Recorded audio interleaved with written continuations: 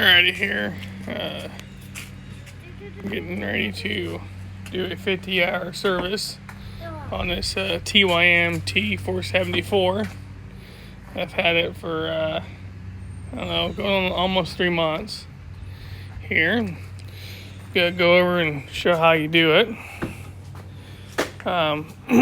First of all, I guess I'll just show the hours.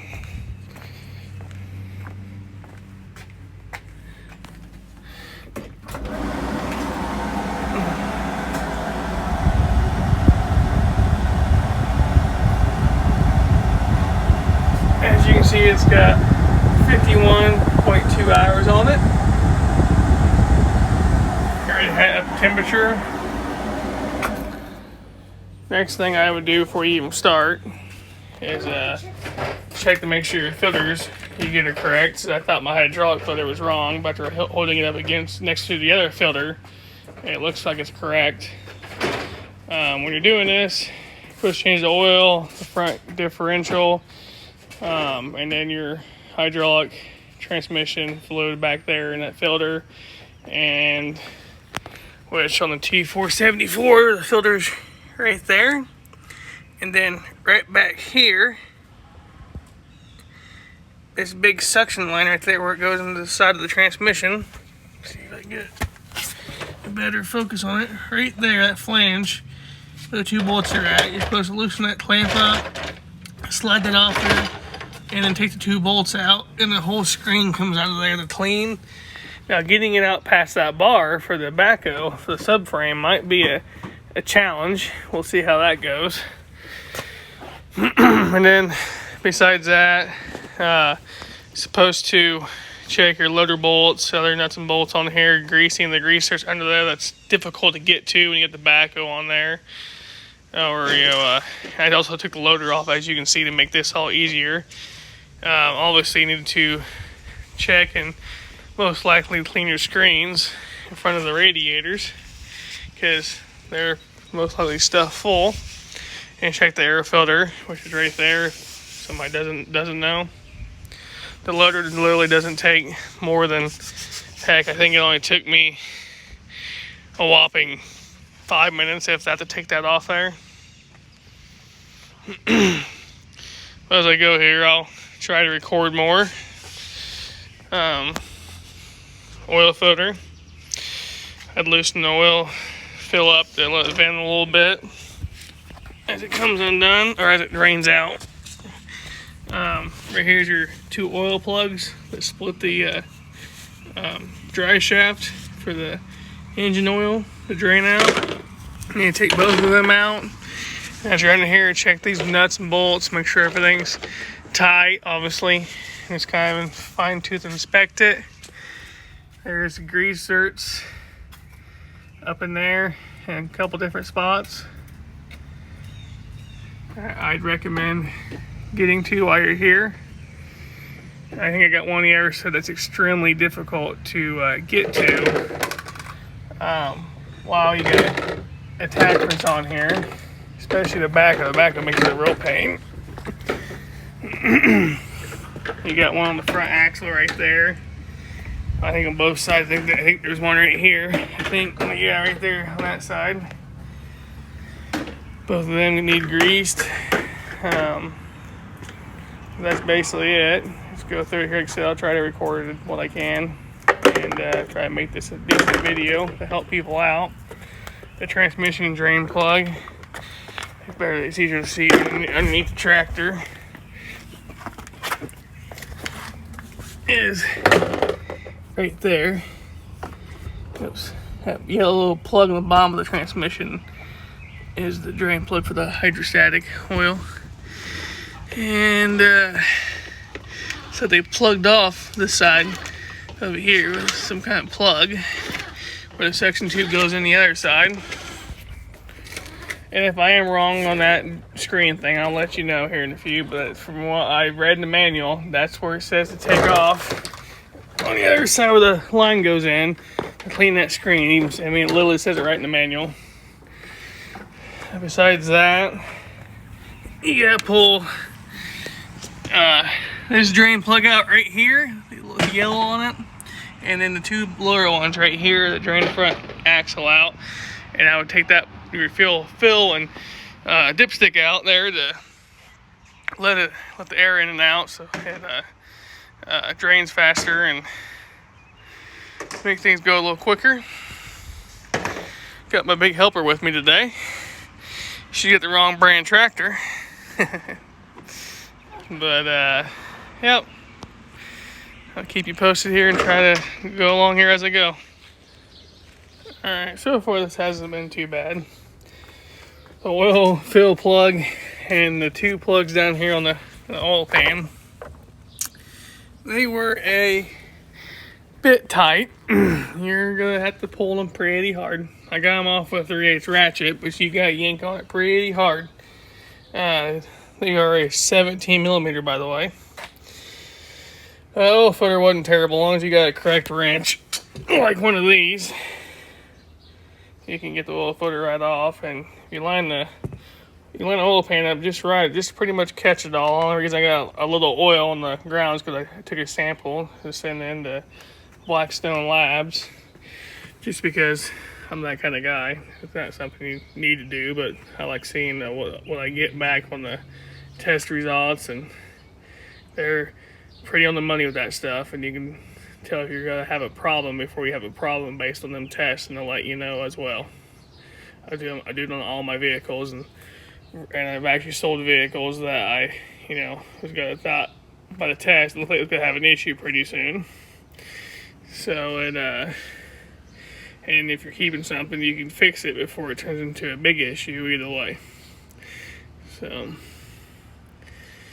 but yeah, we're gonna go clean the flange off right here for the oil filter and put the plugs back in and refill for the oil, and then I'll probably have to take a little break here because I got a storm moving in, and this thing don't fit in this garage in my barn out back.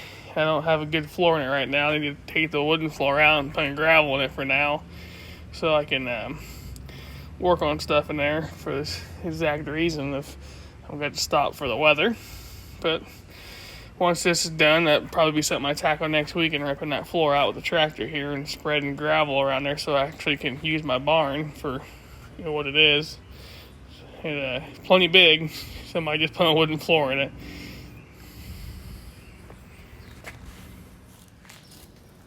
So the rain cleared here, and just draining this front axle down. After that, I've already greased it, checked all the nuts and bolts. All of them are great. Nothing was loose.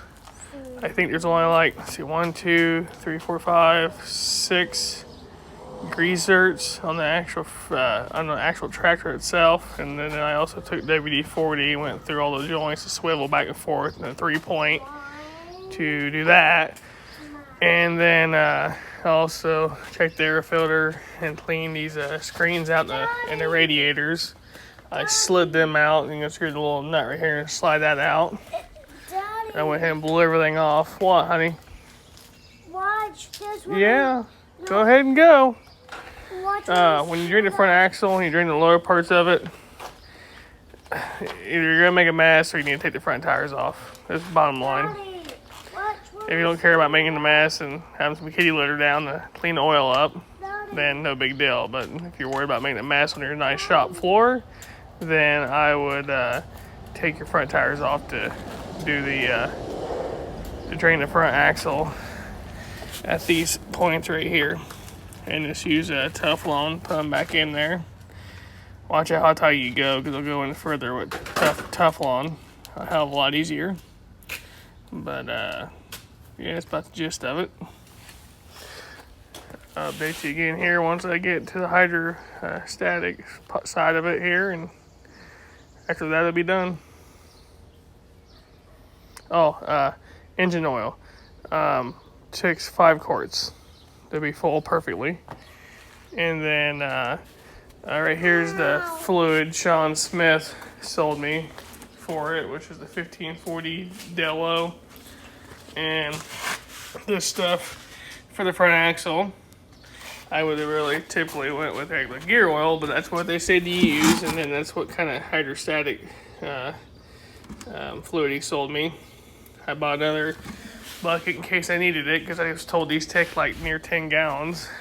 So I normally just throw whatever the hell I got laying around in one of these, but normally it's not my equipment, and I just do what the boss says and throw it in there. But since it's mine, I wanted to make sure I had the correct fluid for it. I wasn't gonna have no problems, or no problems if I had a warranty issue.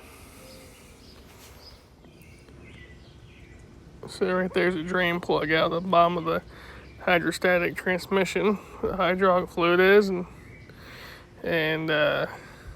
some debris on there. So I'm getting ready to clean this off, put it back in, pull the screen out, check that. After that, refill it, and everything's done. So, and by the way, when you go drain this, have a bucket ready to slide under there extremely quick. It filled a 5-gallon bucket up. I'm not joking.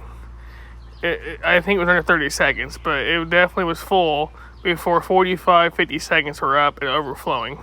So be prepared when you crack this thing open. You're going to need 2 5-gallon buckets. It comes out in a hurry. Heads up, I put my pliers, my oil filter pliers, up on that filter.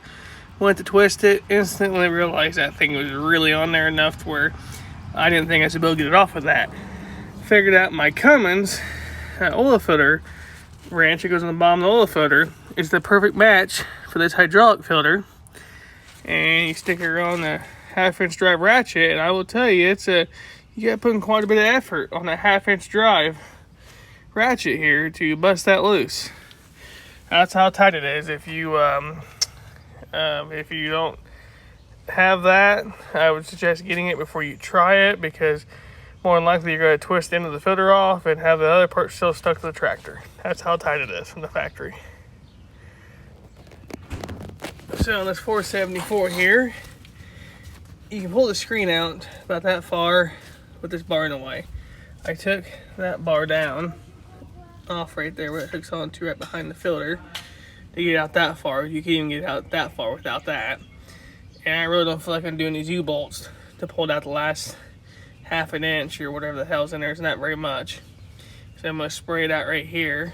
And then on the other side, I took out the plug. It's the same exact thing, it's just 1 bolt. Right there, 1 bolt holding it on there, and you literally just grab hold of it, pair of needle nose, and you pull the plug out. And I'm going to run a magnet in on that side. And along the bottom there, just try to get anything that might have fell off in there. But it comes out real easily. Just need a pair of needle nose, and that's, like I said, needle nose and 1 bolt. Once you get that done, throw it back together and start filling it full here. I also bought some John Deere red dye for it, which is MT3668, I believe, part number.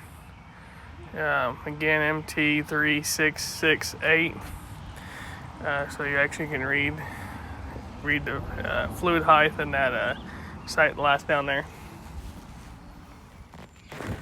So I said to pull that plug out on the it'd be, I guess, your driver's side or right side of the tractor instead of magnet in. That's pretty pointless because you get the big magnet on the bottom of your drain plug. Okay, Mary, be quiet for a second, honey. So you don't need to do that. You just need to, clean your drain plug off.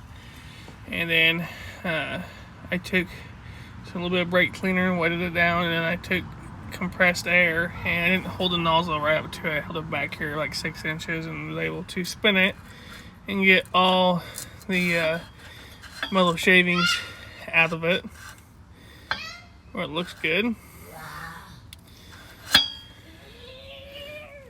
So that's what I'm going to do and call it good. Otherwise, if you want to pull it all the way out, you're going to be pulling these 3 bolts right here, which isn't a big deal. Them 3 bolts aren't. It's them 2 pain in the ass bolts you got to pull out. I really just didn't want to mess with.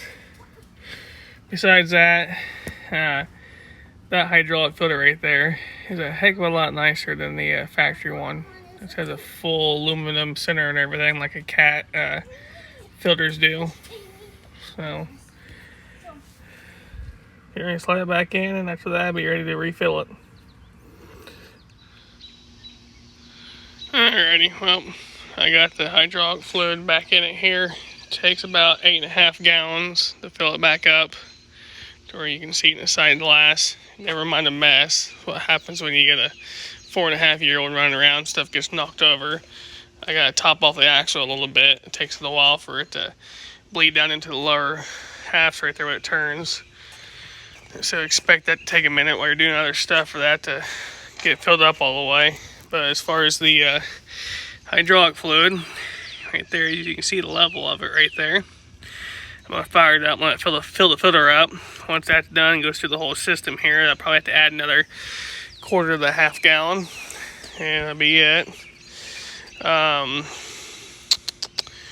think we need to add anything else to it. Everything else went back together great.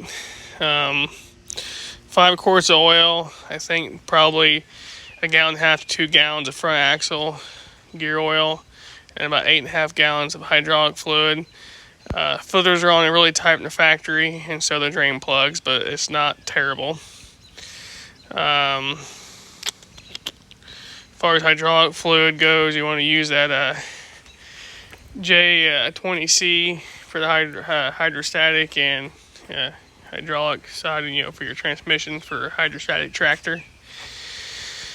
And then the 1540 motor oil, and then either 8090 gear oil in the front axle, or that 90 mineral oil in there. I guess is all right too, according to the dealership I bought it from. Trying to think if there's anything else to add to this. It wasn't terrible if you really bust after it. I think it's a one guy mostly job, except for filling this. Either you need a little pump to fill this up, or you need another person holding the big long funnel to be able to fill the hydraulic fluid up, because the fuel tank's in the way. Other than that, the rest of it's a one guy job. No problem. Probably 2 hours to do the whole thing if you stayed on it steadily and didn't have a little kid running around you the entire time while you're doing it. I probably got about 3.5 hours wrapped in it, but I've also had to, first time doing it, and didn't really know exactly. I mean, I had a pretty good idea where everything was, but, going through it, and it's constantly having to chase down my kid and dog out here. But that's about the gist of it. And then once I take tomorrow or something, I'll do a 50-hour review on the tractor and post that as well. That's basically on the 50-hour service.